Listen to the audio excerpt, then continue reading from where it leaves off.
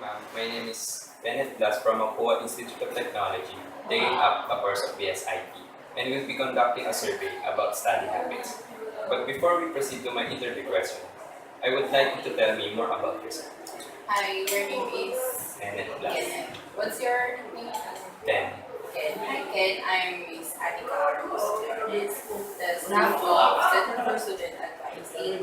I graduated, fresh grad na ako last summer. And then, I took BSI and I was employed here last July. see. So my first question is, how relevant is study habits to a student? Study habits is very relevant kasi if you have the right study habit, and then it will be easier for you to understand your subject, and then with the right strategy and technique, it will be easier for you to pass. There's a big possibility that you may pass it. My second question is, why do some students tends to have bad study habits? There are factors that affects the study habit na yung parang hinahadlangan siya. First, siguro, for you guys or teenagers and your boys, most of you are gamers, diba? When someone called you, tara pre, let's play this, let's play Dota, let's play LOL.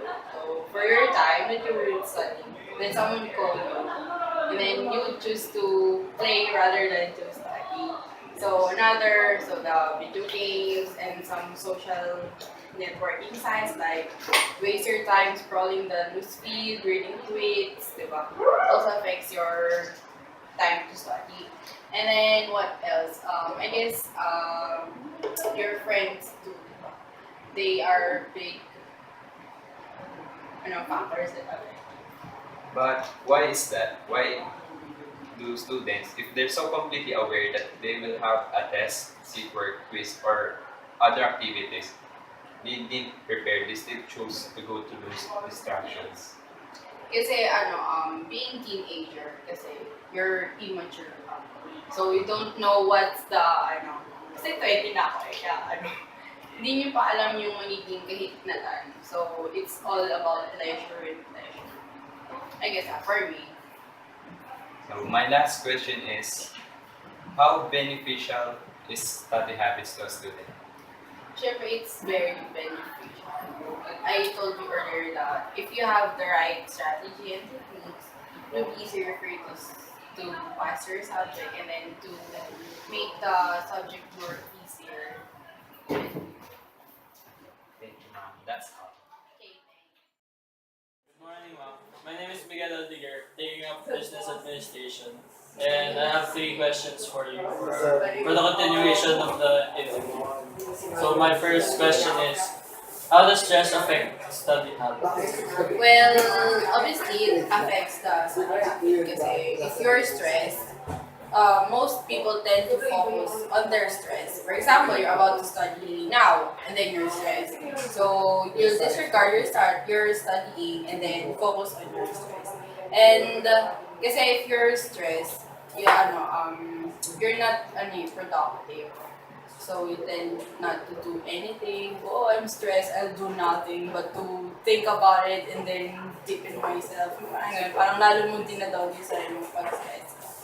Thank you. And the second question is, what is the relationship of study habits and academic performance? Well, obviously, if you have a good study habit, siyempre, you'll perform well in your academics. And if you don't have the study habit, siyempre, hindi mo expect na maganda yung magiging outcome ng study.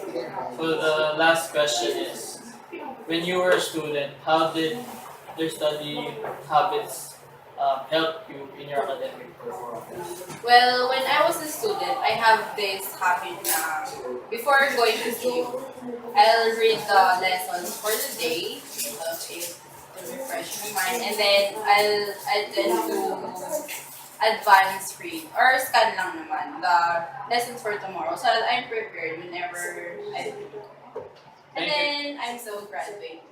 And I love it. Okay, ma'am. Thank you, ma'am. Okay, thank you. John Alfred Formile, taking up BSID in Mabua Mahagi. In continuation with the previous interviews, The first question is, do you think overlearning a certain material will enhance a student's memory? What do you mean by Overlearning is studying a certain topic in complete detail over and over again. so it's different from the Advanced learning. advanced learning? Yes. So when you mean by overlearning, you repeat the so for me it's not a good habit. Kasi ay hindi. It's good pala. Kasi when you for the subject itself, for example, you overlearn from math. Then you have also the same at the same day you have the math and physics quiz. So you studied your math. Well, it's good for the math subject itself because this you mastered the subject. But in contrary with it, on your physics side, it's not good kasi you focus on your math so you'll not be able to recall your topic that you're facing. So at your math is so it depends on the subject.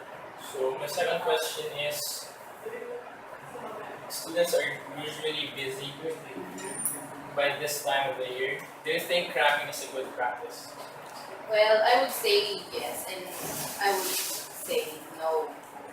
Kasi I know someone who calls himself a professional crammer, wherein he was able to pass his subjects even if it was the last minute of studies. So, but most of the students, it's not good for them to cram kasi when you cram, you tend to just scan your lessons and then some lessons would be parang nararumble na sa so it's not a good thing to cram. The third question is, does a student, if he or she joins a study group, will he or she will have a better success rate In joining in joining a study group? group study. So, how about you, Alfred? Which do you prefer? Study alone or I prefer studying in a group because if I study alone, I tend to ask questions to myself that I don't know, and I go to the internet and search for it. Wherein, if I study in a group, I just ask the persons, my group mates rather, if they know the answer to the question. Okay, so for you, it's okay to, Yeah. it's better if you study If I study in a group. And some students naman, they prefer to Study alone. study alone. So it depends on the characteristic of the individual. Some prefer with group and some prefer alone. So I guess it depends on Depends on the person. the person. So why do you think do they prefer to study alone? Some students don't want others to distract. They focus well if they study. So if someone would bother them, it would be a frustration to them. So it really depends on the student. It will distract them from And if someone just popped in and then, hey, ganyan. So magagalit sila kasi they want to be alone. Is it why the reasons why students fail? Or one of the reasons why students fail? For me, no.